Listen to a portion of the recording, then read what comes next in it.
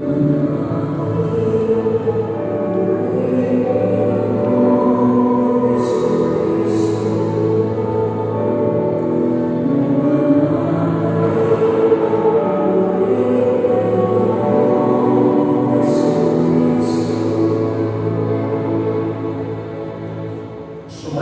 ang Panginoon at ang mabuting balita ng Panginoon ayon kay San Mateo.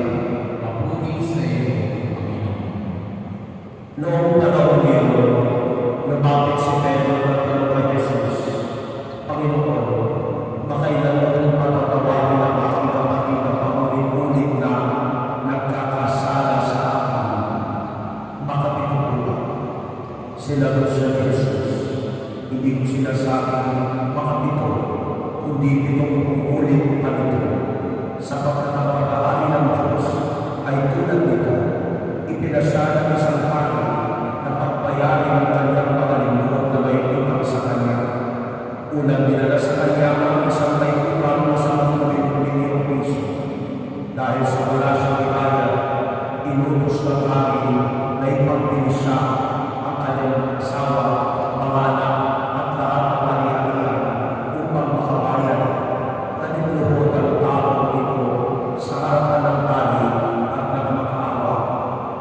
Bigyan pa po ninyo ako ng malakol at babayaran ko sa iyo ang lahat. Naawa sa kanya ang hari kaya pinatawad ang kanyang mga utang at pinayaan siya. Ngunit pagkaalis sila doon ay nakatakbo niya ang isa sa kanyang mga lingkod na may utang na 500 piso sa kanya. Sinugawan niya ito at sinakal, sabay dita, pagbayad ka ng utang mo nang nagluluhod iyon ang magmakaawa sa kanya. Bigyan mo ako ng panahon at pabayaran kita. Ngunit hindi siya pumayag. Sa halip, ipinabilang mo niya ang kanyang kapwa lingkod hanggang ito'y makabayad. Nang makita ng kanyang kapwa lingkod ang nangyari, siya'y labis na nagdanda. Pumunta sila sa hari at isinuko ang nangyari. Kaya pinatawag siya ng hari, ikaw na ang kasama mo, sabi niya. Pinatawag kita sa utang mo. Sapagkat nagpakaawa ka sa akin, nakabag ako sa iyo. Hindi ba dapat kanyang mahabag sa kapwa mo? At sa galing ng hari, siya'y nilabilang mo hanggang sa makabayad niya ang kanyang utang.